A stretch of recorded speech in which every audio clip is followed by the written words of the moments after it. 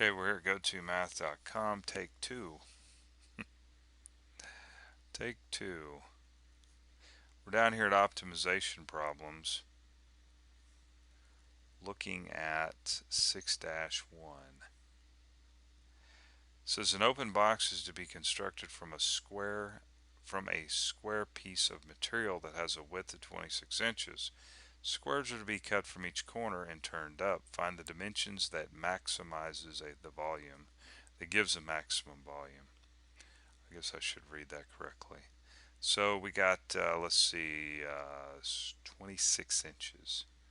Alright, let's go over to the whiteboard.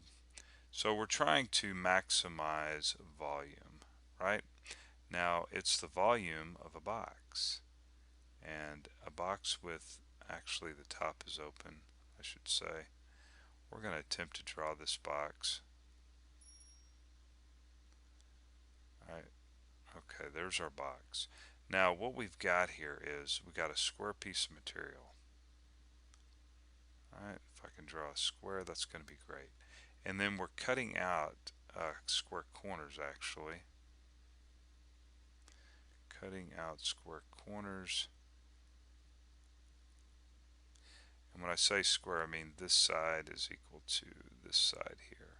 And then that's repeated all the way across. Now, the actual distance, this piece, the dimensions of this is 26 inches. 26 inches. So 26 inches, right? And of course, because it's square, this side here is also 26 inches. So we need to figure out what x is. So we can cut these squares out. That gives us a maximum volume. Now the height of this box is going to be x, and this distance here is going to actually be 26 minus 2x. That would be this distance right here, right? Because this whole distance here is 26 inches, but then we're subtracting off this x and this x here, okay? So that gives us 26 minus 2x. So to find the actual volume of this box, right, it's going to be this distance times the height of the box. So we'll have x times 26 minus 2x squared, right? Distance, this distance times this distance, which is 26 minus 2x squared times the height. Okay, now what we're going to do is go ahead and take the derivative, because that's what we do. And remember, we're trying to find the maximum, okay? And let's just use the product rule. We can do that, or you can multiply this whole thing out, distributed x across, go that route, but I say use the product rule. It won't be that bad. So 26 minus 2x. With the product rule, take the derivative of the first times the second plus the first. Now I'm taking the 2 out front. So this is the first one. Rewrite that.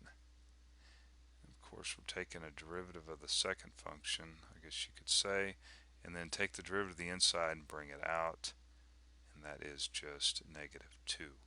Now we want to set this equal to 0 and solve for x. I'm going to go ahead and just rewrite this again here.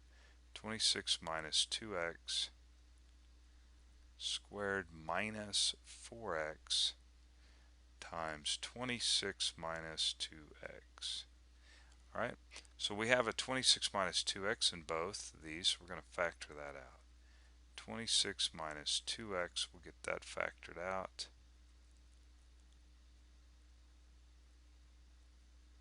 Right, so we pulled out one of them there, so we're just left with one. And then, of course, we pulled this completely out, and we're left with minus 4x. Alright, and we'll go ahead and write this again, clean it up a little bit. So we end up with 26 minus 6x. Alright, that looks good. So what we could do is take both these factors and just set them both equal to 0 is what I meant to say. So we end up with, in this particular one here, 26 over 2 equals x, which is actually 13. Alright, 13. Now let's go ahead and do this one here. 0 is equal to 26 minus 6x. So this is going to be 26 over 6, and that's going to be equal to x. Alright, so let's look at the decimal represent. Oh, that's just, no, 26 over 6, yeah. 4.333333. Okay, so this is 4.3. What did it say about rounding?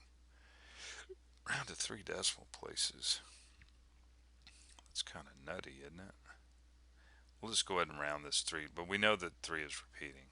Okay, we'll go ahead and round this 3 decimal places. So we got our x. Now let's look at this. We got 2 solutions here, but let's use some common sense. This one says 13. Well, if that was the case, then this would be 13. This square would be have a side of that measures 13, and this one would be 13, and well, 13 and 13 is 26, but then that means that this box wouldn't exist, right? It would disappear. Okay, so that's not even possible. But 4.33 sounds more. That sounds more. That's more possible than the 13, right? So anyway, we're going to go with that number right there. Now to find what this actual side is here, we go 26 minus 2, and we need to use the exact value here. All right, so that's going to be 26 over x, or 26 over 6. Let's not make that mistake, please. And we'll go ahead and do approximately here, since that's what we're looking for. So 26 minus 2 times 26 over 6, and that's 52 over 3, but that turns out to be approximately 17.333.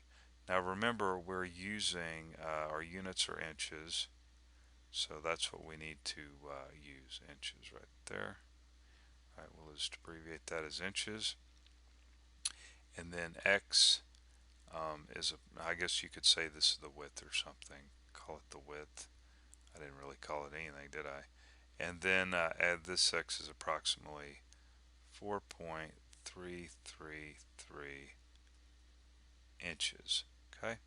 And of course you can get the volume of this box by taking the exact values, take the exact values and plug them in. Or, well, you just need the x, right? And plug it in.